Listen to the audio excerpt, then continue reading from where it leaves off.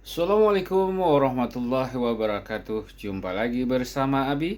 Kali ini Abi ingin membagikan informasi kesehatan, yaitu tentang sehat. Sehat badan, sehat pikiran, sehat kantongnya juga. Ini sahabat, ini adalah madu liar Aceh yang diambil dari tengah-tengah gunung Aceh, baik di Gayo, baik di Aceh Besar dan di sekitarnya. Dan proses pengambilannya sungguh susah sekali, sampai naik ke atas pohon setinggi 20-30 meter dan memanjat membuat tali sangat mengerikan dan penuh tantangan. Namun khasiatnya luar biasa. Bagi yang ingin mencoba khasiat madu liar Aceh, bisa dilihat, bisa komen di bawah ini.